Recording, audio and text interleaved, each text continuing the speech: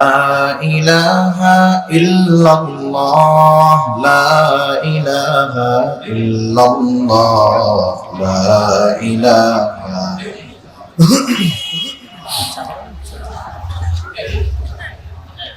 لا إله إلا الله محمد رسول الله صلى الله عليه وسلم الحمد لله অগণিত দুরূদ ও সালাম সাইয়্যিদুল আম্বিয়া আশরাফুল আম্বিয়া খাতামুল আম্বিয়া ইমামুল মুরসালিন রাহমাতুল লিল আলামিন মুহাম্মাদুর রাসূলুল্লাহ সাল্লাল্লাহু আলাইহি ওয়াসাল্লামের উপর। আসলে মেইন রোডের পাশে একাগ্রতার সাথে বলা এবং একাগ্রতার সাথে শ্রবণ করা দুটাই আমাদের প্রতিবন্ধকতার সৃষ্টি হয়েছে।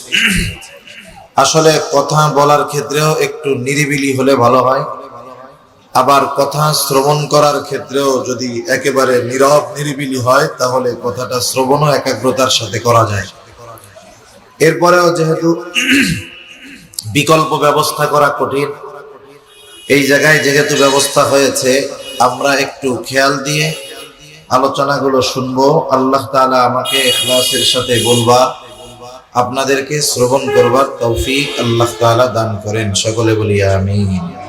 আওয়াজটা শক্ত করে আরো ছাড়েন, আরো আওয়াজ কানে আসতে হবে, সেভাবে করে না। সম্মানিত উপস্থিতি, ইকো লাগবে না, ইকো বাদ দেন।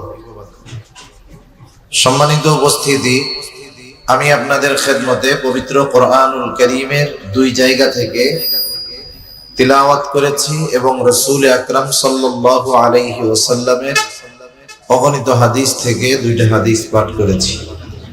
আল্লাহ তাআলার কাছে তৌফিক চাই, আল্লাহ তাআলা কিছু কথা আমাকে বলবার সুযোগ করে দেন, যে কথাগুলো আমাদের সবার দুনিয়া এবং আখিরাতের জন্য কল্যাণকর হয়। সকলে বলি আমিন।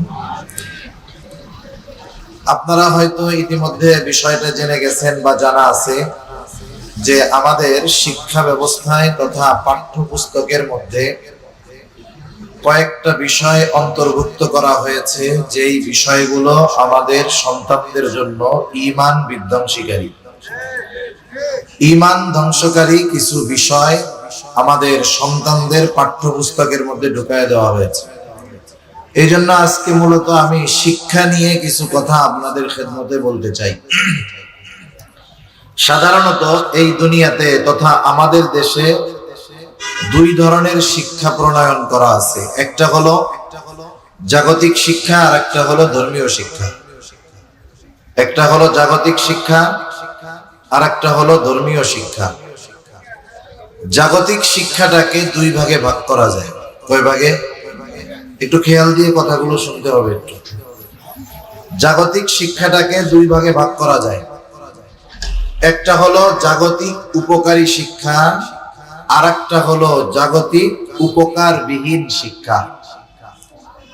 একটা হলো জাগতিক উপকারী শিক্ষা আর একটা হলো অনুপকারী শিক্ষা, যেই শিক্ষা গ্রহণ করলে দুনিয়ারও কোনো উপকার নাই, আখিরাতেরও কোনো উপকার নাই, বরং ওই ধরনের শিক্ষা কোন কোন ক্ষেত্রে আমাদের ঈমান ধ্বংসের কারণ হতে পারে। এই জন্য আমি আপনাদের খেদমতে আগে অনুপকারী শিক্ষার ব্যাপারে কয়েকটা কথা বলি। জাগতিক অনুপকারী শিক্ষা, এটা কোন শিক্ষা? মনে করেন কিছু শিক্ষা আছে আমাদের স্কুল কলেজ ভার্সিটিতে পড়ানো হয়, ওই শিক্ষার দ্বারা না দুনিয়ার কোনো উপকার আছে না পরকালের কোনো উপকার আছে। উপরন্তু ওই শিক্ষা যে অর্জন করে, ওই শিক্ষাকে যদি সে বিশ্বাস করে নেয় মনে প্রাণে, তার ঈমান নষ্ট হয়ে যায়। একটা উদাহরণ দেই। মনে করেন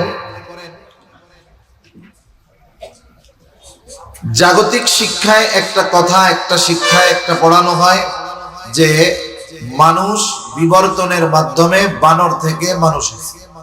এটা ডারউইনের একটা মতবাদ যে মানুষ আগে বানর ছিল, বিবর্তনের মাধ্যমে আস্তে আস্তে মানুষ হয়েছে। এখন বলেন তো, মানুষ কি বানর থেকে হয়েছে? মানুষ কিভাবে হয়েছে, মানুষ কিভাবে আল্লাহ তাআলা সৃষ্টি করেছেন, একেবারে এ টু জেড কোরআন হাদিসের মধ্যে সুস্পষ্টভাবে বর্ণনা আছে। মানুষকে আল্লাহ তাআলা কিভাবে সৃষ্টি করেছেন 50-এর উপরে আয়াত আছে। মানুষ সৃষ্টির পদ্ধতি আল্লাহ জানায় দিয়েছেন। কোরআনুল কারীম এবং হাদিসের মধ্যে মানুষ সৃষ্টির সুস্পষ্ট পদ্ধতি বর্ণনা থাকার পরেও যদি কেউ এই বিশ্বাস করে যে মানুষের পূর্বপুরুষ বানর ছিল, ওখান থেকে বিবর্তনের মাধ্যমে মানুষ হয়েছে, বলেন তো ঈমান থাকবে নাকি যাবে? কারণ কেউ যদি এই মতবাদকে বিশ্বাস করে, কোরআন এবং হাদিসের তথা কোরআনের অনেকগুলো আয়াত এবং হাদিসকে অস্বীকার করা হয়। একটা মানুষের বেঈমান হওয়ার জন্য গোটা কোরআন অস্বীকার করা লাগে না, একটা সূরা অস্বীকার করা লাগে না, একটা আয়াত অস্বীকার করা লাগে না, একটা শব্দ অস্বীকার করা লাগে না। কেউ যদি একটা অক্ষর, কোরআনুল কারীমের একটা অক্ষর অস্বীকার করে, অবিশ্বাস করে, বেঈমান হওয়ার জন্য এটাই যথেষ্ট। যেমন কোরআনুল কারীমের অনেকগুলো সূরা আছে, যেই সূরাগুলোর শুরুতে একটা অক্ষর আছে। যেমন এক সূরার শুরুতে আছে কফ, এক সূরার শুরুতে আছে সদ, আরেক সূরার শুরুতে আছে নুন। এখন বলেন তো কফ এর অর্থ কি? দুনিয়ার কোন মুফাসসির এই কফের অর্থ জানে না। এই ধরনের অক্ষর বা এই ধরনের শব্দ যখন আসে, যেমন আলিফ লাম মিম, আলিফ লাম রা, নুন, কফ, সদ, সব মুফাসসির এক কথাই বলে। এর দ্বারা যে কি উদ্দেশ্য এটা একমাত্র যিনি জানেন তিনি কে? আল্লাহ। এখন কেউ যদি বলে এই কোরআনের নুন এর অর্থ যেহেতু বুঝি না, জানি না, সুতরাং এটাকে কোরআন হিসাবেও মানি না, এই অক্ষরটাকে কোরআনের অক্ষর হিসাবে মানি না, অস্বীকার করি। কেউ যদি এই নুনকে অস্বীকার করে অর্থ না জানার কারণে, উদ্দেশ্য না জানার কারণে, ব্যাখ্যা না জানার কারণে, বলেন তো এই একটা অক্ষর নুনকে যদি অবিশ্বাস করে ঈমান থাকবে না যাবে? এজন্য যারা জাগতিক শিক্ষাকে বিশ্বাস করে তাদের ঈমান থাকে না। এখন আসেন সমকালীন বর্তমান পরিস্থিতির বিষয়ে কয়েকটা কথা বলি, না বললেই নয়। যেহেতু একটা মাদ্রাসার মাহফিল, মাদ্রাসাগুলোর প্রয়োজনীয়তা কেন এটা বোঝানোর জন্য এই কথাগুলো বলা জরুরি, জানা জরুরি।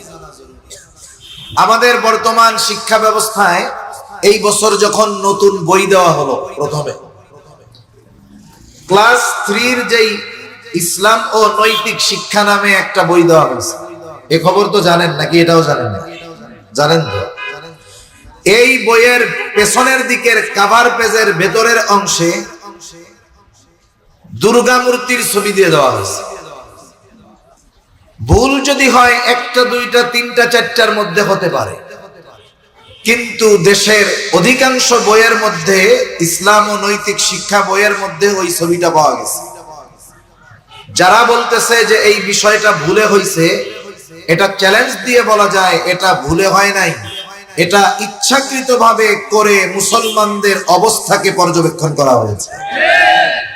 যদি আমি আপনি চুপ থাকতাম, কিছু কথা না বলতাম, সাধারণ মুসলমানেরা যদি আওয়াজ না তুলতো, তাহলে দেখতেন ওই অবস্থায় থাকতো, পরিবর্তন করতো না। যখন দেখছে যেই দিন বই দেওয়া হয়েছে এরপর থেকেই মুসলমানেরা ফুসলে উঠছে, আস্তে করে পরের দিন থেকে আবার বইগুলো উঠায় নেওয়া শুরু হয়ে গেছে। আমার একটা বিষয় মনে পড়ছে, আপনাদের সাথে বলি। গ্রাম অঞ্চলে আগে চুরি হইতো, এখন তো চুরি করে না, এখন ডাকাতি করে। গ্রাম অঞ্চলে যখন আগে চুরি হইতো, মাটির ঘর ছিল, ওই মাটির ঘরে শিং কাইটা ভিতরে ঢুকতো। আপনাদের এদিকে কি বলে? শীত বলে, শিং বলে, যা বলে বলে।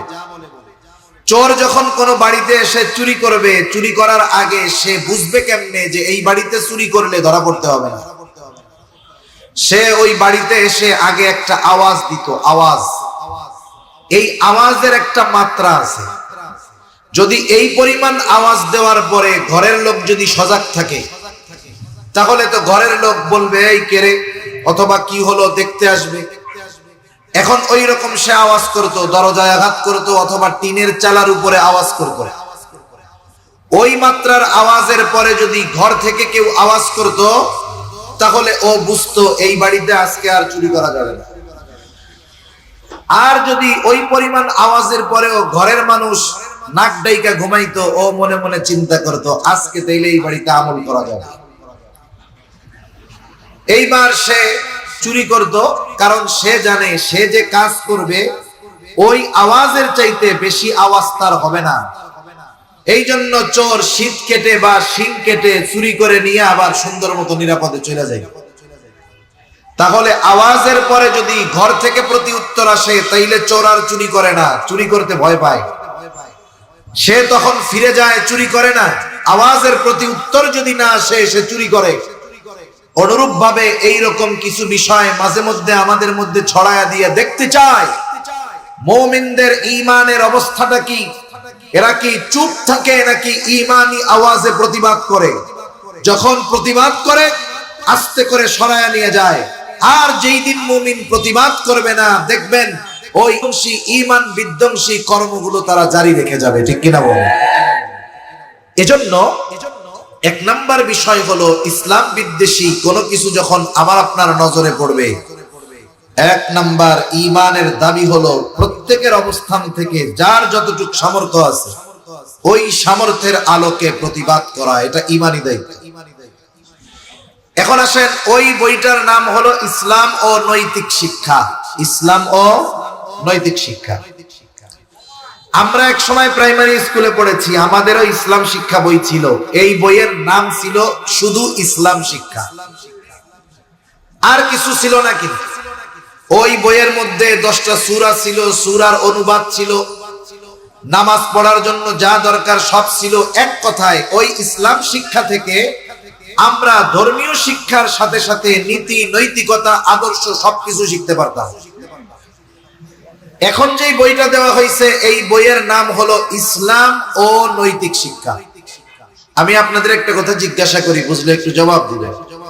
বলেন তো, ইসলামের মধ্যে নৈতিকতা আছে? ইসলামের মধ্যে নৈতিকতা নাই?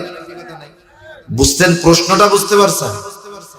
ইসলামের মধ্যে নীতি নৈতিকতা আছে না নাই? আছে।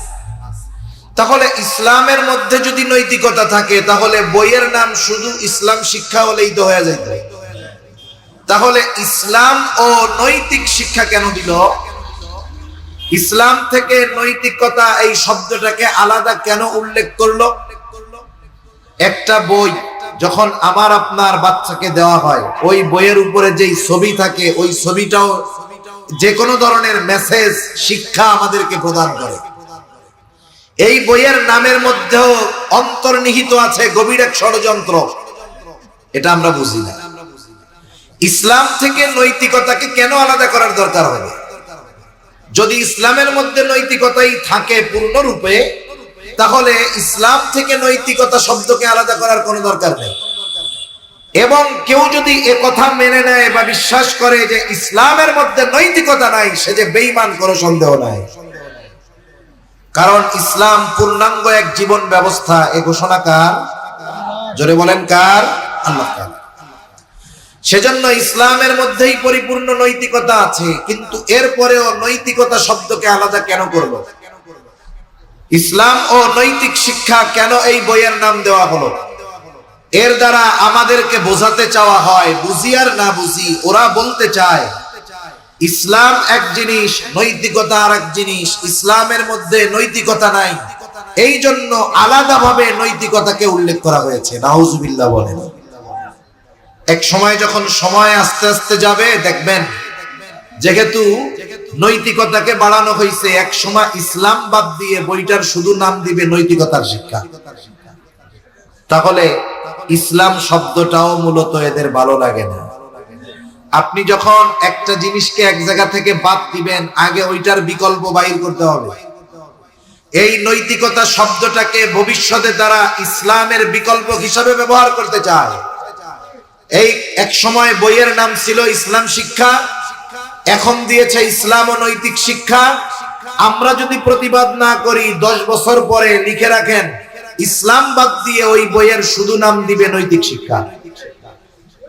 ইসলামকে লেখা থেকে, বলা থেকে, আমল থেকে আস্তে আস্তে মুছে দেওয়ার অপচেষ্টা এইরা করে।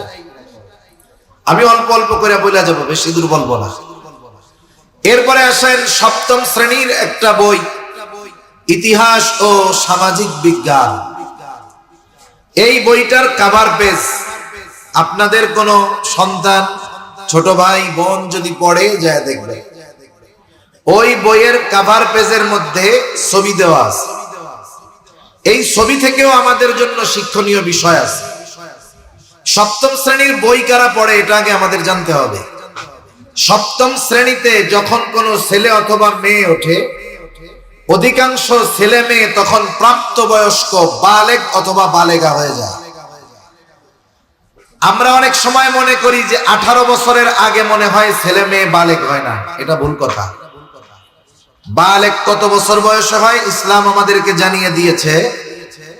হাদিসের মধ্যে আসছে আহাদ্দুল বুলুগ, বালেগ হওয়ার সর্বশেষ সীমারেখা হলো 15 বছর। কয় বছর? বালেগ হওয়ার সর্বশেষ সীমারেখা 15 বছর, ইংরেজি হিসাবে নয়, আরবি হিসাবে।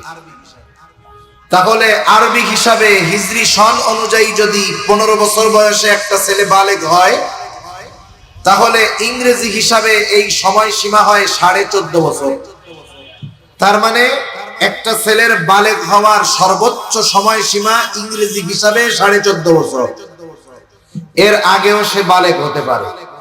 10 বছর, 11 বছর, 12 বছরে সে বালেগ হতে পারে, 13 বছরে হতে পারে, 14 বছরে হতে পারে।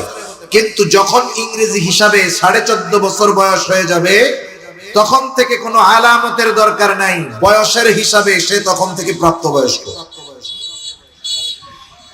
সপ্তম শ্রেণীতে যেই মেয়েরা পড়ে, আমাদের বোনেরা পড়ে, মেয়েরা পড়ে, এদের বয়স কমপক্ষে 13 বছর হয় বা 14 বছর হয়। ছেলেদের বয়সও কমপক্ষে 13 অথবা 14 হয়।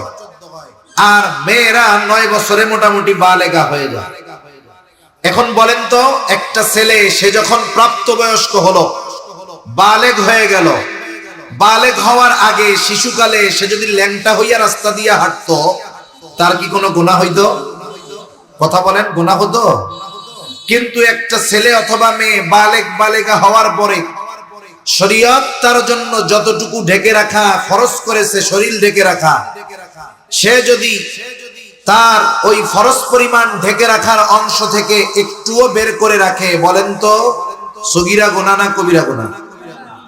তাহলে একটা বালক ছেলে সে যদি হাফ প্যান্ট পরে, হাঁটুর উপরে নাভির নিচে যদি পড়ে, তার কি গুনাহ হবে? জোরে বলেন, কি গুনাহ হবে? কবিরা গুনাহ। এখন একটা মেয়ে যদি পড়ে, কি গুনাহ হবে? মেয়েদের সতর্ক আরো বেশি। যখন একটা মেয়ে প্রাপ্তবয়স্ক হয়ে যায়, হাতের তালু, পায়ের তালু, মুখ ব্যতীত নামাজের সময় এইগুলো ঢেকে রাখতে হয়। আর যখন সে বের হবে, সে তার গোটা শরীরকে আবৃত করে সে চলবে। এখন সপ্তম শ্রেণীর একটা মেয়ে যদি চেহারা বের করে অর্ধ উলঙ্গ হয়ে চলে, বলেন তো তার সগীরা গুনাহ হবে না কবিরা গুনাহ হবে? কিন্তু এই সপ্তম শ্রেণীর ইতিহাস ও সামাজিক বিজ্ঞানের প্রথম পেজে ছবি দেওয়া হয়েছে, একটা মেয়ে হাফ প্যান্ট পরে বসে আছে বা দাঁড়ায় আছে। কি বুঝাইতে চায়? বোঝাতে চায় এই সপ্তম শ্রেণীতে পড়া মেয়ে, তুমি যদি হাফ প্যান্ট পরে ঘুরো কোনো অসুবিধা নেই। তুমি যদি হাফ প্যান্ট পরে ঘুরো তাহলে কোনো অসুবিধা নাই, এটা ওরা বুঝাতে চাচ্ছে। অথচ ইসলাম ওই মেয়েটার জন্য পূর্ণাঙ্গ পর্দা ফরজ করেছে। এই বিষয়গুলো বোঝার মতো, অনুধাবন করার মতো শক্তি হয়তো আমাদের অনেকের মেধায় নাই, কিন্তু একটু শোনার পরে চিন্তা করেন ষড়যন্ত্র কত গভীর থেকে আসতেছে। এরপরে আসেন, এর মধ্যে একটা গল্প দিচ্ছে, শরীফার গল্প। শরীফ বলেন তো ছেলের নাম না মেয়ের নাম? এখন ওই শরীফ নাকি এক সময় শরীফা হয়ে গেছে, এই একটা গল্প দিচ্ছে। এটা আপনারা জানেন কি জানেন না জানি না। আসলে এই মজলিসে এরকম কথা বলতেছি, এটা কি আসলে উপকারী হবে কিনা তাও জানি না। এরপরে একটু বোঝার চেষ্টা করি। সৃষ্টিগতভাবে আল্লাহ তাআলা মানুষকে দুইটা ভাগে ভাগ করছে। কয় ভাগে? আল্লাহ তাআলা বলেন ইয়া আইয়ুহান নাসু তাকু রাব্বাকুমুল্লাযী খালাকাকুম মিন নাফসিন ওয়াহিদা وخلق منها زوجها وبث منهما رجالا كثيرا ونساء আল্লাহ তাআলা এই আয়াতের মধ্যে আমাদেরকে জানায়া দিয়েছেন ইয়া আইয়ুহান নাসু তাকু রাব্বাকুম, হে মানুষেরা তোমরা তোমাদের রবকে ভয় করো। আল্লাযী খালাকাকুম মিন নাফসিন ওয়াহিদা, যিনি তোমাদেরকে একটি প্রাণ থেকে সৃষ্টি করেছেন।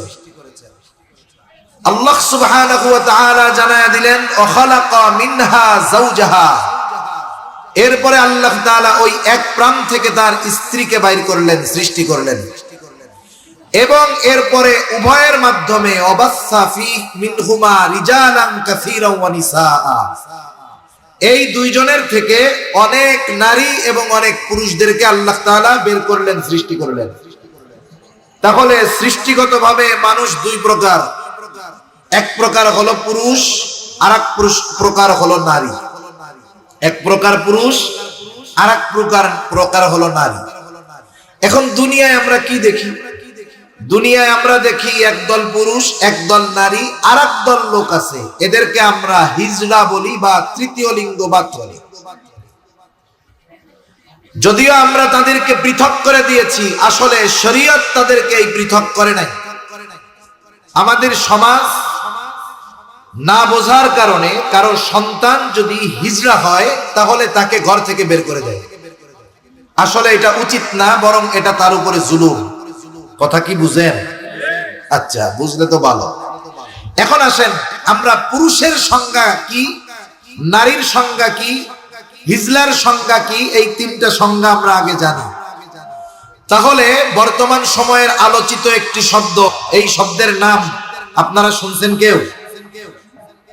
মুরব্বীরা শুনবে না, যারা যুবক টুবক একটু আছে বুঝে এরা শুনবে। তাহলে আমরা বুঝতে পারবো যে আর এই বিষয়গুলো সম্পূর্ণ আলাদা। পুরুষের সংজ্ঞা হলো সৃষ্টিগতভাবে যে পরিপূর্ণ পুরুষের বৈশিষ্ট্য নিয়ে জন্মগ্রহণ করে সে হলো পুরুষ। নারীকে যে সৃষ্টিগতভাবে পরিপূর্ণভাবে নারীর বৈশিষ্ট্য নিয়ে জন্মগ্রহণ করে সে হলো নারী। এখন পুরুষের বৈশিষ্ট্য কি কি এগুলো বলার তো দরকার নাই, এগুলো পুরুষ এমনিই বোঝে। নারীর বৈশিষ্ট্য কি এগুলো এমনিই বোঝে। পুরুষ সে সন্তান জন্মগ্রহণ করানোর ক্ষমতা আল্লাহ তাকে দিবে, আর নারী সন্তান ধারণের ক্ষমতা আল্লাহ তাআলা তাকে দিবে। শারীরিক কিছু আবুয়াব আকৃতি পরিবর্তন বোঝা যাবে। পুরুষ যে সাধারণত তার দাড়ি উঠবে, নারী যে তার কখনো দাড়ি উঠবে না, এইরকম কিছু আলামত, এটা কিছু বাহিরের কিছু অভ্যন্তরীণ আলামত আছে। নারীদের দৃশ্যমান কিছু আলামত আছে, অভ্যন্তরীণ কিছু আলামত আছে। পুরুষের দৃশ্যমান কিছু আলামত আছে, অভ্যন্তরীণ কিছু আলামত আছে। যার দৃশ্যমান এবং অভ্যন্তরীণ উভয়টা পরিপূর্ণ পুরুষের হবে সে পুরুষ, যার নারীর হবে সে নারী। এবার আসেন তৃতীয় শ্রেণী, যাদেরকে আমরা হিজড়া বলি। এরা কারা? হিজড়া হলো একটা মানুষের মধ্যে নারীর বৈশিষ্ট্যও পাওয়া যায়, পুরুষের বৈশিষ্ট্যও পাওয়া যায়। উভয় বৈশিষ্ট্য যার মধ্যে থাকে তাকে আমরা হিজড়া বলি, অথবা জেন্ডার বলি, অথবা তৃতীয় লিঙ্গের মানুষ বলি। এখন আসেন, শরঈ হুকুম কি? পুরুষের শরঈ হুকুম আমাদের জানা আছে, নারীর শরঈ হুকুম আমাদের জানা আছে। তাহলে এই হিজড়া যে কিছু নারীর বৈশিষ্ট্য আর কিছু পুরুষের বৈশিষ্ট্য নিয়ে জন্মগ্রহণ করে, এর ক্ষেত্রে শরীয়তের মাসআলা কি? একজন হিজড়ার মধ্যে পুরুষেরও বৈশিষ্ট্য থাকে, নারীরও বৈশিষ্ট্য থাকে, তবে উভয় বৈশিষ্ট্যের মধ্যে তারতম্য থাকে। দেখা যায় কারো কারো বৈশিষ্ট্য বেশি, পুরুষের বৈশিষ্ট্য কম। তাহলে ওই হিজড়া একজন নারীর শরঈ যেই হুকুম, ওই নারীর বৈশিষ্ট্য বেশি যেই হিজড়ার মধ্যে, তার ব্যাপারেও সেই নারীর মতো হুকুম। ওই হিজড়া নারী যার মধ্যে নারীর বৈশিষ্ট্য বেশি, সে নারীদের মতো পর্দা করবে, পুরুষের সামনে যাবে না। আবার যার মধ্যে পুরুষের বৈশিষ্ট্য বেশি, নারীর বৈশিষ্ট্য কম, এই হিজড়া সে পুরুষের হুকুম তার, একজন সুস্থ পুরুষের যেই হুকুম, যেই হিজড়ার মধ্যে পুরুষের বৈশিষ্ট্য বেশি পাওয়া যাবে, ওই হিজরার ব্যাপারে পুরুষের হুকুম, ওই হিজরার সামনে কোনো নারী যেতে পারবে না, পর্দা করতে হবে। এখন এই হিজরা এটা সৃষ্টিগতভাবেই হয়েছে, এটা একটা রোগ বলা চলে। বঙ্গবন্ধু শেখ মুজিবুর রহমান মেডিকেল কলেজ বিশ্ববিদ্যালয়ের একজন শিশু বিশেষজ্ঞ বলতেছে, যখন কারো এই ধরনের বাচ্চা জন্মগ্রহণ করে, শিশুকালে যদি ডাক্তারের কাছে নিয়ে যাওয়া হয়, সামাজিক লজ্জাকে প্রাধান্য না দিয়ে এই বিষয়টাকে অসুস্থতা মনে করে যদি ডাক্তারের কাছে নিয়ে যাওয়া হয়, ডাক্তার পরীক্ষা নিরীক্ষা করার পরে তার ভেতরে যদি পুরুষের বৈশিষ্ট্য বেশি থাকে, অস্ত্রোপচারের মাধ্যমে নারীর বৈশিষ্ট্যগুলো তার দেহ থেকে বের করে দেওয়া যায় এবং সে একজন পরিপূর্ণ পুরুষের বৈশিষ্ট্য সম্পন্ন পুরুষ হতে পারে, কোনো অসুবিধা তার থাকে না। সে বিবাহ করতে পারে, তার দ্বারা আল্লাহ তাআলা চাইলে সন্তান দুনিয়া আসতে পারে। আবার যখন কোনো সন্তান উভয়ের বৈশিষ্ট্য নিয়ে জন্মগ্রহণ করে, তার মধ্যে যদি নারীর বৈশিষ্ট্য বেশি থাকে, যথাসময়ে যদি চিকিৎসকের কাছে নিয়ে যাওয়া হয়, তার শরীরে যেই পুরুষের বৈশিষ্ট্যগুলো আছে ওগুলোকে অস্ত্রোপচার করে বের করে তাকে পরিপূর্ণ সুস্থ নারীর মতো জীবন যাপনে অভ্যস্ত করা যায়। এটা কঠিন কোনো কিছু ছিল না, কিন্তু মানুষ অজ্ঞতার কারণে লজ্জায় এটা করত না। তাহলে যারা হিজরা হয়, এটা মূলত একটা রোগ, সৃষ্টিগতভাবে আল্লাহ তাআলা এই রোগ দিয়েছেন। এখন আসেন, আমাদের বাংলাদেশে হিজরার নামে আরেকটা গ্রুপ চালায় দেওয়ার চেষ্টা চলতেছে, তাদেরকে বলা হয় তারা পুরুষ নারী হইতে চায়, নারী পুরুষ হইতে চায়। একটা জিনিস বুঝবেন, হিজরা আর ট্রান্স এক না। হিজরার মধ্যে নারী পুরুষ উভয়ের বৈশিষ্ট্য আল্লাহ দিয়েছেন, আর অপারেশন বা চিকিৎসার মাধ্যমে একজন পরিপূর্ণ মেয়ে হতে পারে, একজন পরিপূর্ণ পুরুষও হতে পারে, নারী পুরুষের বৈশিষ্ট্য তার থেকে বের করে দিলে। কিন্তু আমাদের কোমলমতি সন্তানদেরকে এই অধ্যায়টা সপ্তম শ্রেণীর ইতিহাস ও সামাজিক বিজ্ঞানের মধ্যে এনে এই মেসেজ দেওয়া হইতেছে, আসলে কেউ যদি পুরুষ হয়েও জন্মগ্রহণ করে পরিপূর্ণ পুরুষের বৈশিষ্ট্য নিয়ে, এরপরে সে যদি মনে মনে নিজেকে মেয়ে ভাবে, তাইলে সে মেয়ের হুকুমে হবে। নাউজুবিল্লাহ বলেন। অথচ আল্লাহ তাআলা যাকে সৃষ্টিগতভাবে পুরুষ বানিয়েছেন, সে কখনো কি মেয়ে হতে পারবে? যদি সে কিছু চিকিৎসার মাধ্যমে তার দেহের আকার আকৃতি পরিবর্তন করে, তারপরেও শরীয়ত তার ব্যাপারে না পুরুষের যেই হুকুম, তার ব্যাপারেও সেই হুকুম হবে। ওই নারীর সামনে কোন পুরুষ যেতে পারবে না, কারণ শরীয়ী হুকুম অনুযায়ী সে পুরুষই থাকবে, কখনো নারী হবে না। নারীর ক্ষেত্রেও একই হুকুম। এখন আল্লাহ সুবহানাহু ওয়া তাআলার সৃষ্টিকে এরা বদলায় ফেলে, বিকৃতি সাধন করে, আর ওই অবৈধ জিনিসটাকে আমাদের দেশে বৈধতা দেওয়ার জন্য, অথবা ওই ঘৃণিত জিনিসটাকে আমাদের সমাজে স্বাভাবিক করার জন্য আমাদের কোমলমতি উঠতি বয়সী তরুণীদের অধ্যায়ে এটা আনা হয়েছে। এটা কেন ক্লাস 7-এ আনা হইল বুঝেন না? এই সময়টা হলো কৈশোর আর যৌবনের যুগ সন্ধিক্ষণের একটা সময়। এই সময়টাতে তার মাথার মধ্যে যদি ঢুকায় দেওয়া যায় একটা মেয়ের ব্যাপারে যে তুমি পোলাও হইতে পারো, আর একটা ছেলের মাথায় যদি ঢুকায় দেওয়া যায় তুমি মেয়েও হইতে পারো, মনে মনে যদি তুমি চিন্তা করো, তাহলে এই বিকৃতি এবং মস্তিষ্ক বিকৃত এই বিষয়গুলো আমাদের পাঠ্যপুস্তকে অন্তর্ভুক্ত করে আমাদের সন্তানদেরকে দ্বীনহীন করার অপচেষ্টা এরা চালাচ্ছে। ঠিক কিনা বলে? এই ধরনের শিক্ষা শুধুমাত্র অপকারী শিক্ষা তা নয়, বরং ঈমান বিধ্বংসী শিক্ষা। এবার আসেন জাগতিক উপকারী শিক্ষা। এই শিক্ষাগুলো কি? ডাক্তার, ইঞ্জিনিয়ার যদি কেউ হয়, এগুলো হলো জাগতিক উপকারী শিক্ষা। এই জাগতিক উপকারী শিক্ষা যদি কেউ আল্লাহর সন্তুষ্টির জন্য এই শিক্ষা গ্রহণ করে এবং ওই শিক্ষার আলোকে মানুষের জন্য সে নিবেদিত প্রাণ হয়, তাহলে তার ওই শিক্ষাটাও তার সওয়াব অর্জনের কারণ হবে। একটা উদাহরণ দিলে বুঝতে সহজ হবে। মনে করেন একজন ডাক্তার হইছে, ডাক্তার ডাক্তার হওয়া কি গুনাহ নাকি? কথা বলেন, গুনাহ? ডাক্তার হওয়া গুনাহ না। এখন কেউ যদি ডাক্তার হয়, তার নিয়ত যদি থাকে আমি শহরে বড় চেম্বার দিব, এই চেম্বারে বসে 1500-2000 টাকা ভিজিট নিব, রোগী যেই আসুক পাশের ডায়াগনস্টিক সেন্টারে 30,000 টাকা টেস্ট দিব, ওই টেস্ট থেকে আমি কিছু কমিশন কামাই করব।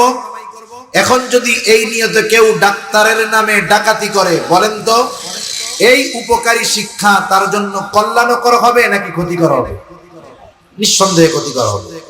কিন্তু একজন ডাক্তার হওয়ার পরে ও যদি চিন্তা করে আমার গ্রামের মানুষ দরিদ্র, অসহায়, গরিব মানুষ, আমি মাসে একবার বা সপ্তাহে একবার গিয়ে তাদেরকে ফ্রি ট্রিটমেন্ট দিব, ফ্রি রোগী দেখব, সাথে সাথে প্রাইমারি যেই ওষুধগুলো দরকার প্রাথমিক চিকিৎসার ওষুধগুলো দিব, এই নিয়তে সে যদি ডাক্তারি শিখে আর খেদমতে খালকের নিয়তে আল্লাহর সন্তুষ্টির উদ্দেশ্যে মানুষকে এই সেবা দেয়, বলেন তো তার এই সেবা তথা এই দুনিয়াবী শিক্ষা, এর দ্বারা যদি এই শিক্ষাকে আল্লাহর সন্তুষ্টির জন্য মানুষের কল্যাণে ব্যয় করে, বলেন তো তার সওয়াব হবে নাকি গুনাহ হবে? নিঃসন্দেহে সওয়াব হবে। আমি আর বেশি লম্বা করব না, আমিও বুঝি যে পরিবেশ দেয় এই ধরনের আলোচনায় জায়গা চলুন না। এবার আসেন দ্বিতীয় ধরনের শিক্ষা, ধর্মীয় শিক্ষা, এই মাদ্রাসার শিক্ষা। এই ধর্মীয় শিক্ষাটা দুইটা স্তরের। কয়টা স্তরের? একটু কথা বলেন, কয় স্তরের? 2 স্তরের।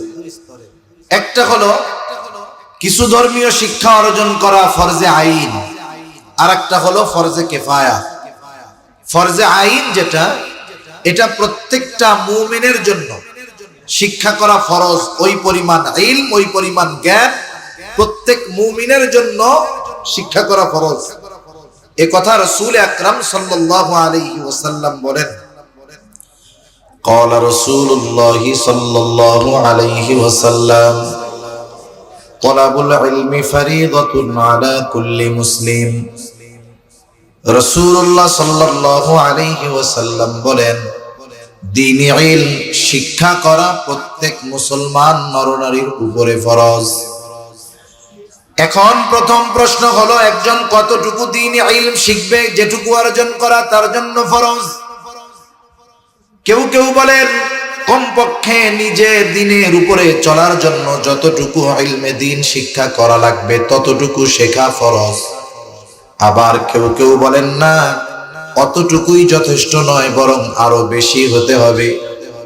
সে যতটুকু দ্বারা নিজেকে শরীয়তের উপরে পরিচালিত করতে পারবে এবং তার অধীনস্থদেরকেও দ্বীনের উপরে চালাতে পারবে, কমপক্ষে ওই পরিমাণ ইলমে দ্বীন শিক্ষা করা প্রত্যেক মুসলমান নরনারীর উপরে ফরজ। তারা বলেন, আল্লাহ তাআলা কোরআনুল কারীমের মধ্যে বলেন, ইয়া আইয়ুহাল্লাযীনা আমানু কু আনফুসাকুম ওয়া আহলিকুম নারা।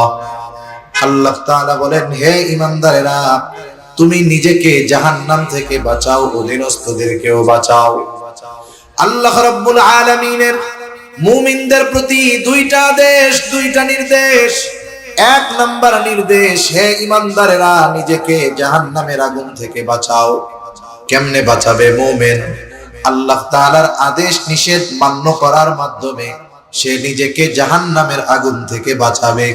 আপনারা বুঝে থাকলে একটু জবাব দিবেন, বলেন তো আল্লাহ তাআলার আদেশ নিষেধ যদি মান্য করে চলতে হয়, দ্বীনি ইলমের দরকার আমার আপনার আছে না নাই? এই জন্য শরীয়তের আদেশ নিষেধ মান্য করার ক্ষেত্রে যতটুকু জ্ঞান দরকার আমাকে আপনাকে অর্জন করতেই হবে। যদি কোনো ব্যক্তি ওই পরিমাণ জ্ঞান অর্জন না করে, তাহলে ফরজ তরকের গুনাহ তার হতেই থাকবে। এখন 2 নম্বর নির্দেশ আল্লাহ তাআলার, হে ঈমানদারেরা, নিজে ইলমে দ্বীন অর্জন করে আল্লাহ তাআলার বিধি নিষেধ মান্য করে জাহান্নামের আগুন থেকে নিজেকে বাঁচাও। 2 নম্বর, তোমার অধীনস্থ যারা আছে তাদেরকেও দ্বীন শিক্ষা দেওয়ার মাধ্যমে, শরীয়তের উপরে পরিচালিত হওয়ার পদ্ধতি শিক্ষা দেওয়ার মাধ্যমে তাদেরকে জাহান্নাম থেকে বাঁচানোর চেষ্টা করো। এই জন্য প্রত্যেকটা অভিভাবকের উপরে তার অধীনস্থদের অন্যতম হক যে প্রত্যেকটা অভিভাবক তার অধীনস্থদেরকে দ্বীন শিখাবে। যদি কোনো অভিভাবক তার সন্তানদেরকে দ্বীন শিক্ষার ব্যবস্থা না করে দেয়, নিঃসন্দেহে ওই সন্তান যদি দ্বীন না জানার কারণে, না বোঝার কারণে, না মানার কারণে কিয়ামতের দিন জাহান্নামী হয়ে যায়, তাহলে ওই অভিভাবক যতই ভালো মানুষ হোক না কেন, দিনদার মুত্তাকি হোক না কেন, ওই সন্তানটা কিয়ামতের দিন তার জান্নাতে যাওয়ার অন্তরায় হয়ে দাঁড়ায় যাবে। এই জন্য আমার আপনার অধীনস্থদেরকে দ্বীন শেখানো ফরজ। আমি আপনি যদি আমার আপনার সন্তানকে এমন শিক্ষায় শিক্ষিত করি যেই শিক্ষা অর্জন করলে তার ঈমান নষ্ট হয়ে যাওয়ার আশঙ্কা আছে, তাহলে সন্তানের হক নষ্ট করা হবে। এই জন্য প্রত্যেকটা অভিভাবকের জন্য উচিত সন্তানকে জাগতিক লাইনে পড়াবে। তার আশা সন্তানকে জাগতিক উপকারী বিদ্যা আমি শিক্ষা দিব। আমার সন্তানটা ডাক্তার হবে, আমার সন্তানটা ইঞ্জিনিয়ার হবে। তবে ডাক্তার ইঞ্জিনিয়ার হওয়ার পর শুধুমাত্র সম্পদ উপার্জন করবে না, তার এই জ্ঞানকে দ্বীনি কাজের জন্য ব্যয় করবে।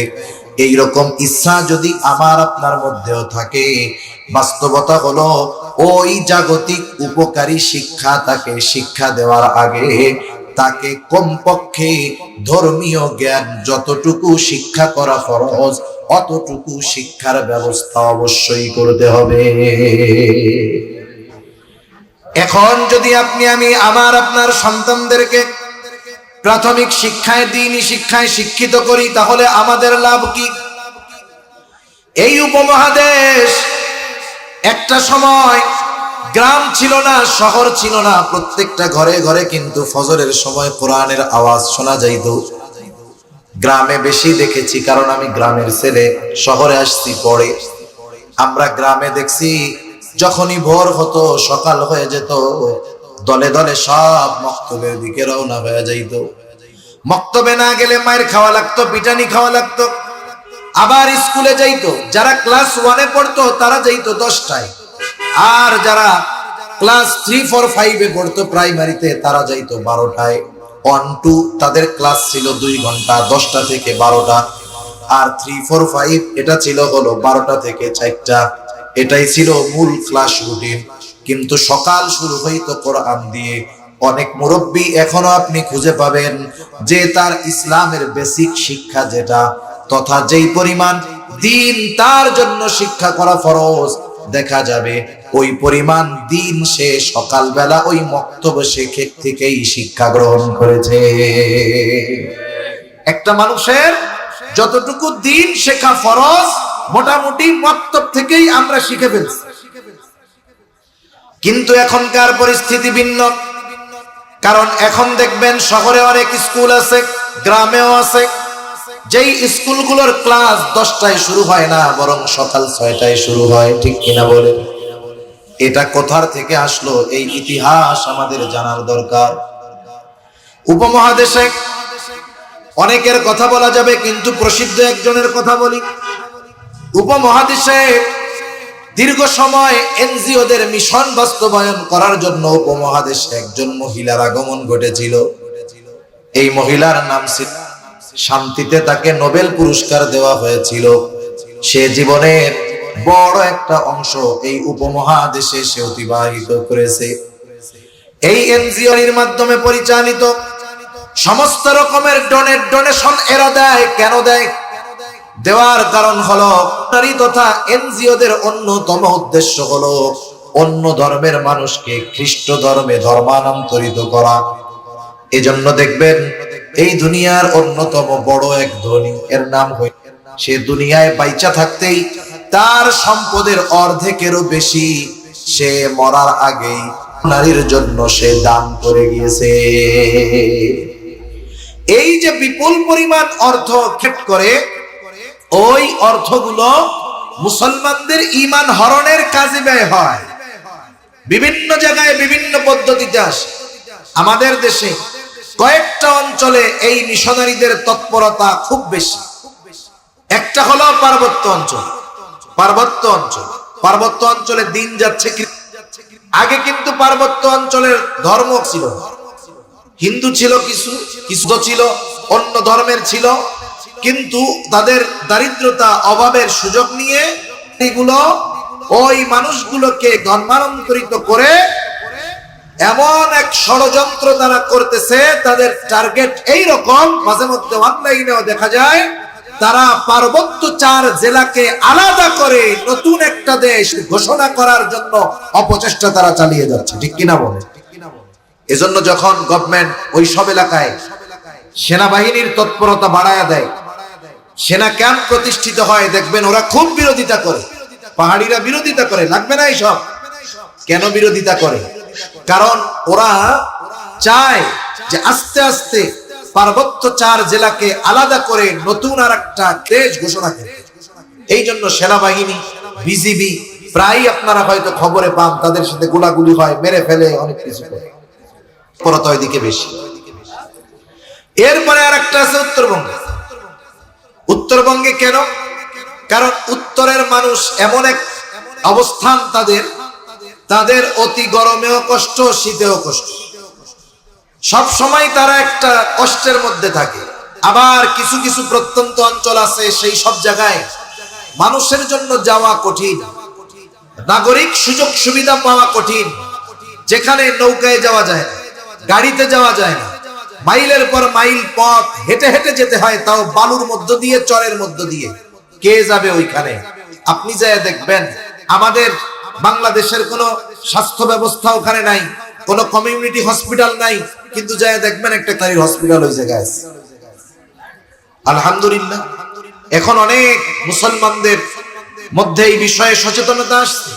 অনেক ওলামায়ে কেরাম আছেন, অনেক সংস্থা আছে যারা ওই সব অঞ্চলে, দারিদ্র্যপীড়িত অঞ্চলের মানুষের জন্য সহযোগিতা করতেছে, কোরআন শিক্ষার ব্যবস্থা করতেছে, অন্যান্য সুযোগ সুবিধার ব্যবস্থা করতেছে।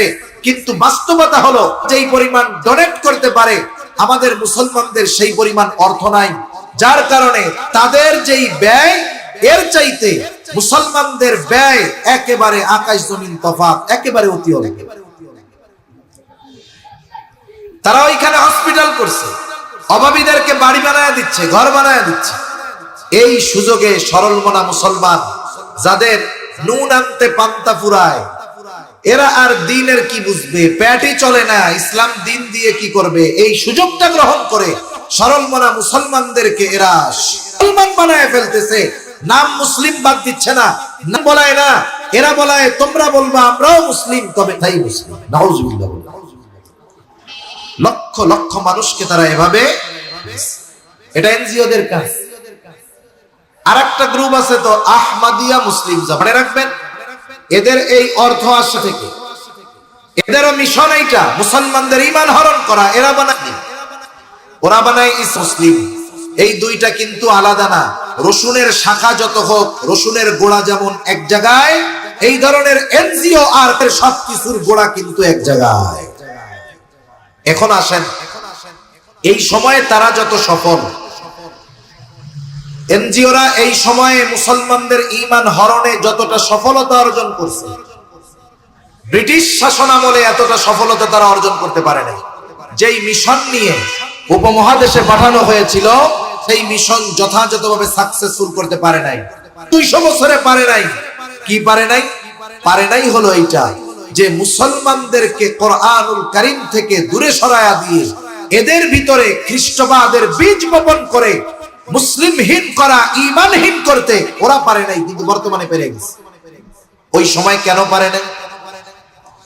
ওরা এটা নিয়ে গবেষণা করছে, আমরা যেই পরিমাণ ইনভেস্ট উপমহাদেশে করতেছি, সেই পরিমাণ ফলাফল, ফিডব্যাক আমাদের আসতেছে না। কেন? কারণ কি? কোথায় ত্রুটি? খোঁজ খবর নাও।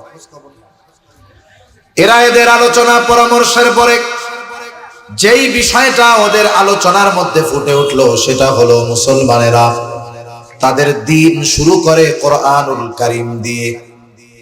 ছোট ছোট বাচ্চারা মক্তবে চলে যায়, 3-4 বছরের বাচ্চারা মক্তবে চলে যায়। মক্তবে গিয়ে কোরআন পড়ে, মাসলা মাসাইল শিখে। তার মানে ঘুম থেকে সর্বপ্রথম তারা কোরআনের আলোয় আলোকিত হয়।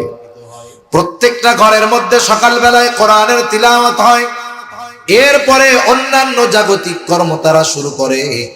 এই জন্য তাদেরকে যদি সকালবেলা কোরআন বিমুখ করা যায়, কোরআন থেকে যদি তাদের শিশুদেরকে সরায়া নেওয়া যায়, বক্তব্যগুলা থেকে যদি তাদেরকে সরায়া নেওয়া যায়, আশা করা যায় আজ অথবা কাল আমাদের মিশন সাকসেসফুল হবে। তাহলে কি করা যায়?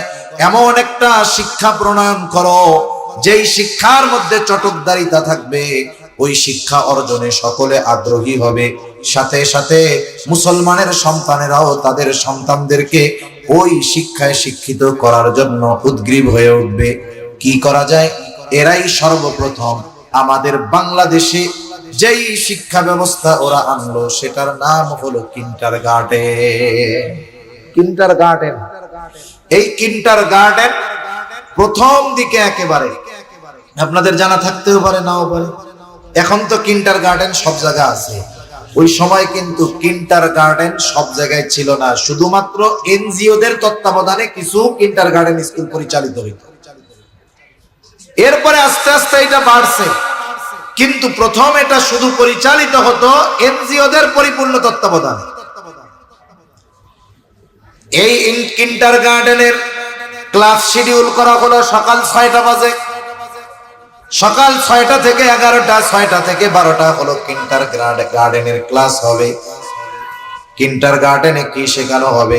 স্কুলে অনে পড়ায় 3টা বই, কিন্ডারগার্টেনে অনে ওঠার আগেই পড়াবে 6টা বই। ইংরেজি পড়াবে, সাধারণ বিজ্ঞান পড়াবে, এটা পড়াবে, সেটা পড়াবে। আসলে আমরাও তো ফাউ পাইলে আলকাতরা খাওয়ার ধান্দা করি। ছোট ছোট বাচ্চা 4 বছর বয়স, এই কিন্ডারগার্টেনে অনে ওঠার আগে পড়া লাগে 3 ক্লাস। আগে আমরা সরাসরি অনে যাইতাম, ক্লাস 1-এ 6 বছর বয়সে গিয়া ভর্তি হইতাম ক্লাস 1-এ। আর কিন্ডারগার্টেনে অনে যাওয়ার আগে আরো 2টা না কি জানি আছে, নার্সারি, শিশু, প্লে, এরপরে মনে হয় অন নাকি। এখন 6 বছরে যদি অনে দিতে চান ছেলেরে, তাইলে আরো 3 বছর আগে পাঠাইতে হবে আপনার কিন্ডারগার্টেনে। 3 বছর বয়স তখন পাঠায় দিলেন ওই জায়গায়। শুনেন, কোন বাচ্চার উপরে 6 বছরের আগে পড়াশোনার জন্য কোনো চাপ দেওয়া উচিত নয়, এতে তার ব্রেন ক্ষতিগ্রস্ত হতে পারে। ব্রেন ক্ষতিগ্রস্ত হতে পারে। 3-4 বছরের বাচ্চা কি বুঝে? ওর বাপের নামই তো ঠিক মতো কইতে পারে।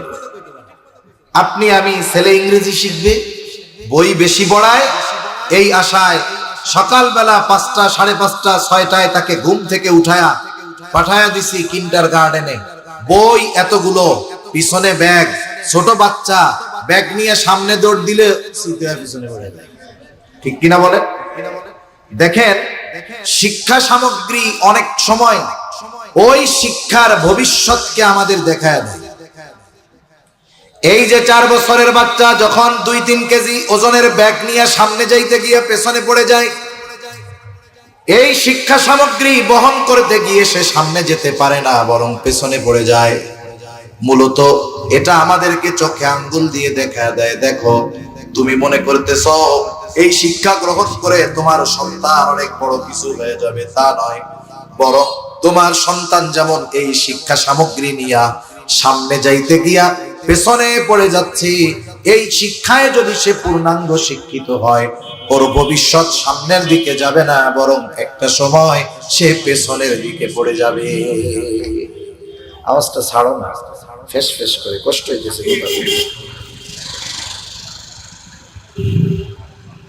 এরপরে আমরা যখন সকালবেলায় মক্তবে যাইতাম, মক্তবে গেলে বলেন তো কোরআন শরীফ কি পিঠে নিয়ে যাইতাম না বুকের মধ্যে? রেহাল থাকতো, কোরআন থাকতো, বুকের মধ্যে জড়ায় দৌড়াইতাম, চলতাম। কখনো যদি পইড়াও যাইতাম, চেষ্টা করতাম আমি ব্যথা পাই যা হয় হোক, কোরআনটা যেন বুক থেকে না পড়ে যায়। আমার আপনার চেষ্টা থাকতো এটা।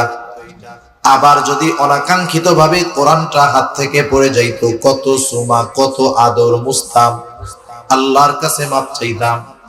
কিছু কিছু মাসালা আছে যার কোনো ভিত্তি নাই, মাসালায় মহিলাইয়া, মানে মহিলাদের মাসালা। আমরা ওই ছোটবেলা শুনতাম যে কোরআন শরীফ যদি হাতের থেকে পড়ে যায় ওই গুনাহ আল্লাহ মাফ করে না। এখন মাফ করবে কখন? কোরআন শরীফের ওজন অনুযায়ী চাইল দান করতে হবে, নাইলে আল্লাহ তাআলা গুনাহ মাফ করবে না। এখন কোরআন শরীফ হাত থেকে পড়ে গেছে, মনে করেন ওজন 2 কেজি, 1.5 কেজি, 1 কেজি, এখন যদি ঘরের থেকে চাউল নিয়ে দিতে যাই, মায় তো মার দিব। তা ছোট ছোট বাচ্চারা কি করতো দেখেন, কাজটা মন্দ ঠিক, কিন্তু কোরআনের আজমত তার অন্তরে ছিল যে কোরআনটা পড়ে গেছে, তো মা জানলে তো মার দিতে পারে। ও চুরি কইরা হইলেও ঘর থেকে চাউল নিয়ে আর একজনকে দান কইরা দিত, যে কোরআন শরীফ পড়ছে এই গুনার থেকে বাঁচার লাগবে। এটা কোরআনের প্রতি মহব্বত, আকর্ষণের কারণে ছিল, ঠিক কিনা বলেন? ওদের টার্গেট হইল যে এই কোরআনের শিক্ষাগুলোকে বন্ধ করে দেওয়া। বাস্তবতা, বাংলাদেশের মুসলমানেরা ধীরে ধীরে কিন্ডারগার্টেনের প্রতি আগ্রহী হয়ে গেল। সকালের মক্তবগুলো শূন্য, এখন মাইক দিয়া ডাইকাও ছাত্রছাত্রী পাওয়া যায় না। এখন উলামায়ে কেরাম চিন্তিত হয়ে গেলেন, আহারে একটা জাতি যদি কোরআনের শিক্ষা থেকে এমন ভাবে বিমুখ হয়ে যায়, ওই জাতির ধ্বংস হইতে বেশি দিন লাগবে না। কি করলেন তারা? আমাদের আকাবির বড়রা যারা, এদের মধ্যে অন্যতম কারি বেলায়েত সাহেব রহমাতুল্লাহি আলাইহি এমন এক বিকল্প পদ্ধতি আবিষ্কার করলেন, যেটার নাম দেওয়া হলো নুরানি পদ্ধতি। নাম যেমন নুরানি, কাজেও তেমন নুরানি। এমন এক সিলেবাস প্রণয়ন করা হলো, ওই কিন্ডারগার্টেনে যেই জিনিসের লোভে মা বাবা তাদের সন্তানকে দিয়ে দিত, ওই জিনিসগুলো সন্তান নুরানি মাদ্রাসায় শিখবে। সাথে সাথে একজন খাঁটি মুসলমান হওয়ার জন্য যা কিছু শেখার দরকার, ওই বাচ্চাটা নুরানি মাদ্রাসায় সেগুলাও শিখে যাবে। এই জন্য নুরানি মাদ্রাসার ছোট ছোট বাচ্চারা বাংলা, অঙ্ক, ইংরেজিতে যেমন পাকাপোক্ত, অনুরূপ ভাবে ওই বাচ্চাগুলো জেনারেল সিলেবাসের যেই লেখাপড়াগুলো আছে সেইগুলোতেও পাকাপোক্ত। আমার জানাশোনা অনেক নুরানি মাদ্রাসা আছে। এই নুরানি মাদ্রাসাগুলো স্কুলের সাথে সমন্বয় করে এরা ক্লাস 5-এ বৃত্তি যখন ছিল বৃত্তি দিত। দেখা যাইতো স্কুলে যারা সারা বছর বাংলা, ইংরেজি, অঙ্ক পড়ছে, তাদের চাইতে ওই নুরানি পড়ুয়া ছাত্রগুলোর রেজাল্ট অনেক অনেক গুণ বেশি ভালো হইতো। ক্লাস 3-4 স্কুলে পড়া একটা ছেলে দোয়ায় কোনো জিজ্ঞাসা করলে পায়খানা করে দিবে।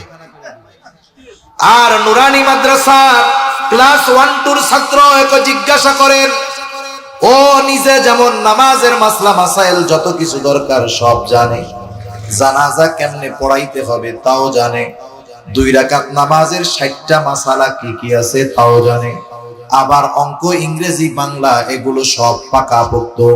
তাহলে বোঝা গেল এই নুরানি মাদ্রাসা তথা মাদ্রাসার শিক্ষা, এই শিক্ষা যারা গ্রহণ করে এরা দুনিয়ার লাইনেও যেমন মর্যাদাশীল হয়, পরকালেও আল্লাহ তাআলা তাদের মর্যাদা দিয়ে দিবে। সেই জন্য দ্বীনি শিক্ষা দরকার। কমপক্ষে কতটুকু, যতটুকু শিক্ষা করা ফরজ, নিজেও শিখতে হবে, অধীনস্থদেরকেও শিখাতে হবে। এখন কথা হইল, বড় যারা এরা শিখতে পারে নাই, কেমনে শিখবে? যারা বড় হয়ে গেছে কিন্তু ফরজ পরিমাণ ইলম অর্জন করতে পারে নাই, কিভাবে করবে? কয়েক পদ্ধতি আছে। প্রয়োজনে মহল্লার ইমাম সাহেব, মসজিদের ইমাম, যে তার কাছে গিয়ে বলবে, ইমাম সাহেব হুজুর, আমাদের জন্য তো দ্বীনি ইলম শিক্ষা করা ফরজ, যতটুকু পরিমাণ দ্বীনি ইলম শেখা ফরজ আপনি আমাদেরকে শেখানোর ব্যবস্থা করে দেন। এখন এর সাথে প্রত্যেকটা মুসল্লি কমিটির সম্পর্ক ভালো থাকার দরকার।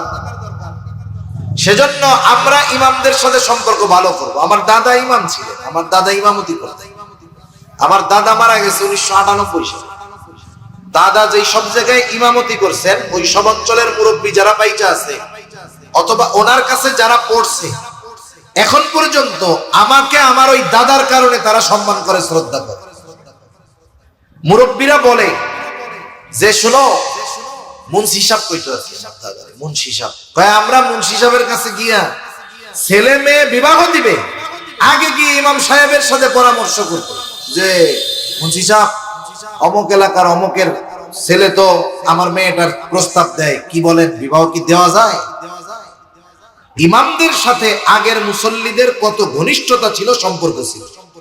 এখন অনেক ক্ষেত্রে মুসল্লি কমিটি ইমামদের সাথে সম্পর্ক দা আর কুমড়ার মতো, দা আর কুমড়ার মতো। পারলে ইমাম সাহেব কয় আল্লাহ নামাজ পড়াইতেছি ওই কয়টা বাদে সব কয়টার জন্য আমি ইমাম। এই ধরনের সম্পর্ক যেন আমাদের না হয়। ইমামদের সাথে আমাদের সম্পর্ক হবে হৃদ্রতাপূর্ণ, মহব্বতপূর্ণ, ভালোবাসাপূর্ণ। ঠিক কিনা বলেন?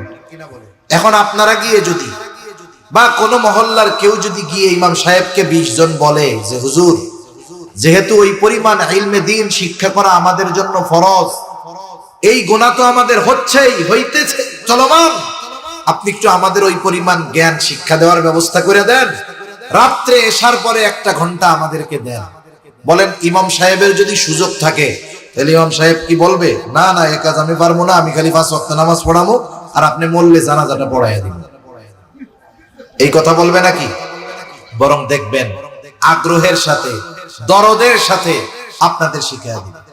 আবার যারা শিখবেন উনি তো আপনাদের প্রতি বড় একটা ইহসান করতেছে, আপনাদেরকে যেই পরিমাণ দিন না শিখলে গুনাহগার হচ্ছেন শিখায় দিচ্ছে, আপনারাও তারে কিছু হাদিয়া তোহফা আলাদা দিবেন। অথবা এই যে মুহাম্মাদিয়া হাফিজিয়া মাদ্রাসা আছে, মসজিদ আছে সাথে, আপনারা যদি শিক্ষককে গিয়ে মুহতামিম সাহেবকে গিয়ে বলেন যে আমাদের তো এই পরিমাণ দিন শেখার সুযোগ হয় নাই, হুজুর আপনি আমাদের দৈনিক আধা ঘন্টা করে সময় দেন, একেবারে ঈমান আকীদা থেকে নিয়ে যে বিষয়গুলো আমাদের জন্য জরুরি একটু শিখায় দেন। বলেন তো মাদ্রাসার মুহতামিম সাহেব বলবে নাকি যা হয় হোক আমি এসব পারবো না? এটা বলবে? বরং আগ্রহের সাথে শেখানোর ব্যবস্থা করবে। কিন্তু বাস্তবতা হলো কি যে আমরা এই বিষয়গুলো অর্জন না করলেও চিন্তা করি হুজুরের কাছে যদি যাই আর আমার এই পরিমাণ জ্ঞান নাই, হুজুর যদি জানে তাইলে তো আমার আর ইজ্জত থাকলো না। আপনি ইজ্জত বাঁচাতে গিয়ে ঈমান হারায় ফেলতেছেন, টের তো পাচ্ছেন না। ইজ্জত বাঁচানোর চিন্তা করে আপনি গুনাহগার হয়ে যাচ্ছেন, চিন্তা করতেছেন। এজন্য সর্বপ্রথম মসজিদ অথবা মাদ্রাসার ইমাম অথবা মাদ্রাসার মুহতামিম যিনি আছেন তাদের সাথে পরামর্শ করে এই পরিমাণ দিন শেখার ব্যবস্থা আমরা করব। ইনশাআল্লাহ করা যাবে না?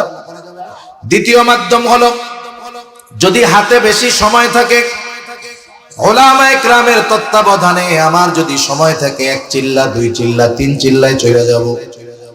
এই যে ফেব্রুয়ারির 2, 3, 4 বিশ্ব ইজতেমা উলামায়ে কেরামের তত্ত্বাবধানে, ওইখানে যদি আপনি যান, উলামায়ে কেরামের তত্ত্বাবধানে যান, সাথে সাথে নিজের উজরটাও পেশ করেন যে আমি আল্লাহর রাস্তায় 3 চিল্লায় বাহির হচ্ছি, উদ্দেশ্য হলো আমার জরুরতে দ্বীন আমার জানা নাই, কোরআনটা আমার জানা নাই, নামাজের সূরাগুলো সহি শুদ্ধ নাই। আমি বুকে হাত দিয়ে বলতে পারি আপনি যদি আপনার এই ওজরটা পেশ করেন, উলামায়ে কেরাম আপনার এই ত্রুটি পূর্ণ করার ব্যবস্থা অবশ্যই করে দিবেন। কারণ অনেকের ব্যাপারে আমার জানা আছে উলামায়ে কেরামের সাথে দাওয়াত ও তাবলীগের মেহনতে সময় লাগাইছে, 3 চিল্লা সময় দিয়েছে, কেউ 1 চিল্লা 2 চিল্লাও দিয়েছে। এইরকম অনেক মানুষ পাওয়া গেছে যখন গেছে সূরা ফাতিহাটাও শুদ্ধ ছিল না, কিন্তু যখন 3 চিল্লা শেষ কইরা আসছে আল্লাহর রহমতে অনেকগুলা সূরা তার মুখস্থ সহি শুদ্ধভাবে, নামাজের সব মাসলা মাসাইল তার জানা আছে, সাথে সাথে কোরআনুল কারীমও বেশ কয়েক পারা সহি শুদ্ধভাবে পড়া সে শিখে গিয়েছে। হায়াতের অনেক সময় আমরা কাটায় দিলাম, জীবনের অনেক সময় কাটায় দিলাম, যদি এই ফরজ পরিমাণ দিন না শিখি তাহলে তো গুনাহ। এই জন্য দিন শেখার ব্যবস্থা আমরা করব। 2 নাম্বার, সন্তানদেরকে দিন শেখানোর জন্য দ্বীনি শিক্ষা প্রতিষ্ঠানে দিব, মাদ্রাসায় দিব।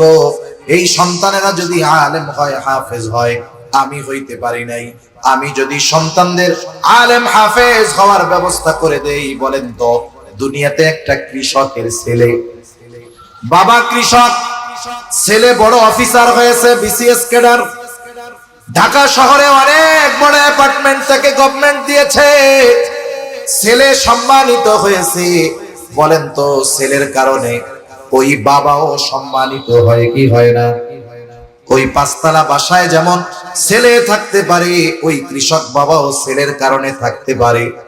বাসার সামনে যেই গার্ড, সে কিন্তু ওই ছেলের কারণে বাবাকেও সম্মান করে। তাহলে দুনিয়ায় সন্তান যদি দুনিয়ার লাইনে বড় হয়, তাহলে সন্তানের কারণেও অশিক্ষিত বাবা সম্মান পায়। বলেন তো একটা মানুষ যদি সন্তানকে ভালো আলেম বানায়, হাফেজ বানায়, ওই সন্তানকে আল্লাহ তাআলা কিয়ামতের দিন সম্মানিত করবে, সাথে সাথে ওই সন্তানের কারণে ওই মূর্খ মা বাবাও সম্মানিত হবে, কি হবে না? সেই জন্য সন্তানদেরকে আমরা দিন শেখাবো, কমপক্ষে ফরজ পরিমাণ দিন। ধর্মীয় শিক্ষার দ্বিতীয় বিষয় হলো ফরজে কিফায়া। যেই দিন শিক্ষা করা শুধু ফরজ না, ফরজে কিফায়া। একটা হলো ফরজ যেটা সকলের জন্য শিখতে হবে, আর ফরজে কিফায়া সকলে না শিখলেও হবে, কিছু মানুষের শিখতে হবে। সবার মুফতি হওয়া লাগবে না, সবার মুহাদ্দিস হওয়া লাগবে না, কিন্তু সমাজের কিছু মানুষ যদি মুফতি না হয় তাহলে সমাজের সবাই ক্ষতিগ্রস্ত হয়ে যাবে। আপনি চেষ্টা করবেন আপনার সন্তানটাকে ওই পরিমাণ জ্ঞান শেখানোর জন্য যে যেন সে একজন কোরআন সুন্নাহর ব্যাপারে একজন মাহের হয়, দক্ষ হয়, বড় একজন আলেম হয়। তাহলে আপনার লাভ কি হবে? এই আলেম কিয়ামতের দিন আল্লাহ তাআলার কাছে যখন সম্মানিত হবে, তার কারণে আপনি নিজেও সম্মানিত হয়ে যাবে। শিক্ষার মূল উদ্দেশ্যটা কি? শিক্ষার মূল উদ্দেশ্য কিন্তু চাকরি না, উপার্জন। শিক্ষার মূল উদ্দেশ্য ছিল যে একটা মানুষ ভালো মানুষে পরিণত হবে, ভালো মানুষে পরিণত হওয়া, সভ্য মানুষে পরিণত হওয়া ছিল শিক্ষার উদ্দেশ্য। এখন জাগতিক শিক্ষায় এই উদ্দেশ্য শেষ। এখন জাগতিক শিক্ষা কেন অর্জন করে? বড় চাকরির জন্য, বিসিএস ক্যাডার হওয়ার জন্য, ভার্সিটিতে চান্স পাওয়ার জন্য। তাহলে জাগতিক শিক্ষায় শিক্ষার মূল উদ্দেশ্য পাওয়া যায় না। ধর্মীয় শিক্ষার মধ্যে এই মূল উদ্দেশ্য পাওয়া যায়। এজন্য ধর্মীয় জ্ঞানের সাথে যদি দুনিয়াবি জ্ঞান অর্জন হয় এটা ভালো, কিন্তু ধর্মীয় জ্ঞানহীন দুনিয়াবি শিক্ষা এটা ক্ষতিকর।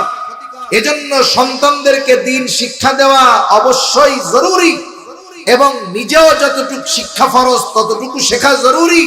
সাথে সাথে ধর্মীয় জ্ঞান অর্জন করলে দুনিয়ার কেউ মর্যাদা দাম দিক আর না দিক, আল্লাহ তাআলার কাছে এই দুনিয়ায় যারা আলেম হয়েছে, ইলম অর্জন করেছে, ওরাই সবচাইতে বেশি মর্যাদাবান। সুবহানাল্লাহ। আমি আলোচনা শেষ করে দেব 5-6 মিনিটের মধ্যে।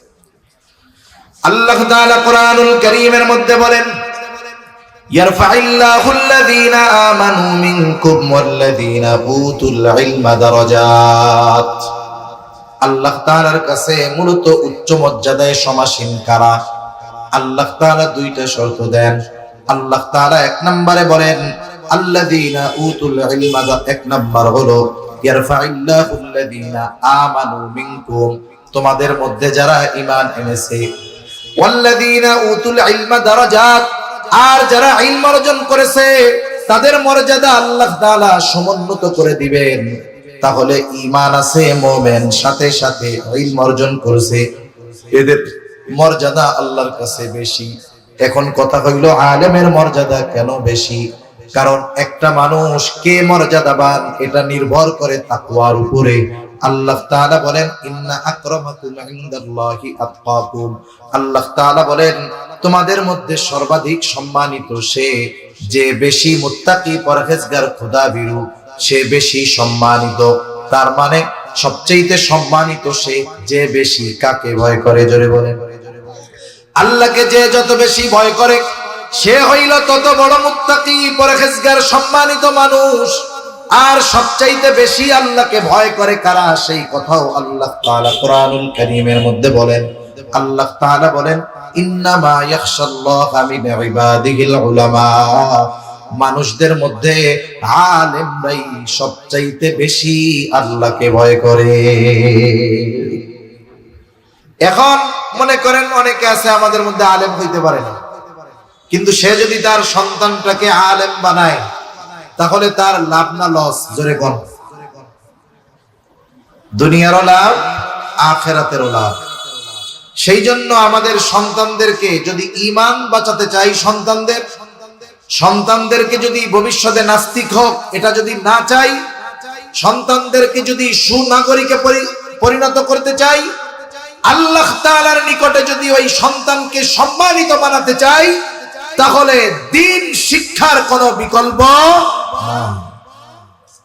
একটা জিনিস মনে রাখতে হবে, কয়েক শ্রেণীর মানুষের মধ্যে আমরা থাকবো, এর বাইরে যদি যাই ধরা পড়ে যাবে।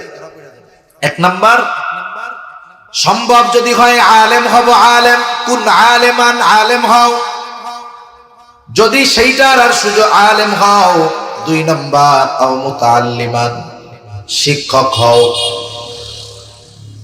একজন নাম্বারে আলেম হও, নাইলে ছাত্র হও, নাইলে তুমি এই ইলম অর্জনকারীদের সাহায্যকারী হয়ে যাও, অথবা তাদেরকে মহব্বতকারী হয়ে যাও। খবরদার এই চার শ্রেণীর বাইরে তুমি চলে যাও না, তাহলে কিন্তু ক্ষতিগ্রস্তদের অন্তর্ভুক্ত হয়ে যাওয়া। সেই জন্য যদি সুযোগ থাকে আলেম হব, না হলে নিজের সন্তানকে আলেম বানাবো। এখন যদি সুযোগটাও না থাকে, কমপক্ষে যারা ইলম অর্জন করে তাদের জন্য মুঈনান, সাহায্যকারী হয়ে যাব। আলেমদের, ইলম অর্জনকারীদের জন্য সাহায্যকারী হয়ে যাব। এই জন্য সন্তান আমার যদি থাকে আলেম বানানোর চেষ্টা করি, যদি না থাকে অনেক মানুষ তার সন্তানদের আলেম বানানোর জন্য দেয়। ওই দরিদ্র অসহায় মানুষদের সন্তানেরা যেন আলেম হয়, এই জন্য তাদের সাহায্যকারী হয়ে যাব। হবে না ইনশাআল্লাহ? অর্থ দিয়ে, শ্রম দিয়ে সাহায্য করার ক্ষমতা নাই, কমপক্ষে তাদেরকে মহব্বত করে নেওয়া হবো। এমনটা যেন না হয় তাদের প্রতি, মাদ্রাসার প্রতি, উলামায়ে কেরামের প্রতি আমার আপনার যেন বিদ্বেষ না থাকে। কারণ যারা ইলম শিখায়, যারা ইলম শিখে, কোরআন যারা শিখে, কোরআন যারা শেখায়, আমরা তাদেরকে যা মনে করি না কেন, আল্লাহ তাআলা বলেন আসমানের নিচে জমিনের উপরে ওরাই সর্বোত্তম মানুষ। এই ঘোষণা আমার আপনার নবী দিয়ে দিয়েছে। সুবহানাল্লাহ। আল্লাহর নবী বলেন খায়রুকুম মান তাআল্লামাল কুরআনা ওয়া আল্লামা। নবীজি বলেন তোমাদের মধ্যে সর্বোত্তম ওই ব্যক্তি যে কোরআন শিখে আর কোরআন শেখায়। এই জন্য একজন হাফেজে কোরআন, যিনি ছাত্রদের পড়ায়, দুনিয়ার শ্রেষ্ঠ মানুষ। যে কোরআন পড়ে সেও দুনিয়ার শ্রেষ্ঠ মানুষ। এই জন্য আমরা যদিও শ্রেষ্ঠ মানুষ হইতে পারি নাই, কিন্তু ওই শ্রেষ্ঠ মানুষদের সহযোগী হওয়ার চেষ্টা করব ইনশাআল্লাহ। আলোচনা আমি আর বেশি লম্বা করব না। মূল যেই কথাটা আমি আপনাদেরকে বোঝাইতে চাইতেছি, বলতে চাচ্ছি, যে আধুনিক যে শিক্ষা ব্যবস্থা, এটা আগামী প্রজন্মকে ন্যায় দিবে। আধুনিক শিক্ষা ব্যবস্থার মধ্যে একবারেই যে ঢুকায়া দিবে তা না। একটা জিনিস বারবার আমার আপনার সামনে আনতে আনতে আনতে আনতে ওই বিষয়টাকে আমাদের সামনে স্বাভাবিক বানায় ফেলবে। এক সময় দেখবেন, আজ থেকে 20, 25, 30 বছর আগে, যখন একটা ছেলে একটা মেয়ে একই স্কুলে পড়ে, দুইজনে যদি এমনিই পাশাপাশি হাইটে যাইতো, কিছু কথাও নাই, সম্পর্কও নাই, এমনিই পাশাপাশি হাইটে যাচ্ছে স্কুলের দিকে, যেহেতু তাদের দুইজনের গন্তব্য এক, কোনো কথাবার্তা হয় নাই, ওই দুই ছেলে মেয়ে বাড়িতে আসার আগে তার মা বাবার কাছে অভিযোগ চলে যাইতো যে তুমি কিন্তু তোমার মেয়েরে সামলাইও, এই ছেলেরে কিন্তু সামলাইও, তোমার মেয়েরে দেখলাম অমুক ছেলের পাশাপাশি হাইটা স্কুলে যাইতেছে, তোমার মেয়েরে দেখলাম, ছেলেকে দেখলাম অমুক মেয়ের পাশাপাশি হাইটা স্কুলে যাইতেছে। এক সময় এই বিষয়টা স্বাভাবিক ছিল, ঠিক কিনা বলেন? স্বাভাবিক ছিল? স্বাভাবিক ছিল না। এই বিষয়টা ছিল কঠিন জিনিস, দেখলেই বিচার দিয়ে দিত। কিন্তু এখনকার জামানায় কি করে, একসাথে যাওয়া তো বহুদূর, মেয়ে ছেলেরে আইনা মার সামনে দাঁত বার করে দিয়ে কয়, মা এটা আমার বয়ফ্রেন্ড। মাও খুশিতে চামচে তুলে খাওয়ায়। খাওয়ায় কি খাওয়ায় না? এই বিষয়টা 20 বছর আগে, 30 বছর আগে আমরা কেউ কল্পনা করছি? কল্পনা করি নাই। কিন্তু দেখতে দেখতে এটা আমাদের কাছে এখন সাধারণ ব্যাপার হয়ে গেছে। শিক্ষা ব্যবস্থা একবারে হঠাৎ করে পরিবর্তন করে ফেলবে না, ওই রকম একটা একটা একটা একটা দিয়ে দিয়ে দিয়ে দিয়ে স্বাভাবিক বানায় ফেলবে। এক সময় দেখবেন, ওই যে বললাম না, ছিল ইসলাম শিক্ষা, এখন হয়েছে ইসলাম নৈতিক শিক্ষা। যদি চুপচাপ থাকি, সামনে দেখবেন ইসলামবাদ, শুধু আছে নৈতিক শিক্ষা, আর নৈতিক শিক্ষা উপরে থাকবে, ভেতরে দেখবেন সব অনৈতিক শিক্ষা। এজন্য সন্তানদেরকে জাহান্নাম থেকে বাঁচানোর চেষ্টা করা অভিভাবকের উপরে ফরজ। আর রাসূলুল্লাহ সাল্লাল্লাহু আলাইহি ওয়াসাল্লাম বলেন, কুল্লুকুম রাঈন ওয়া কুল্লুকুম মাসউলুনা আন রাইয়াতিহি।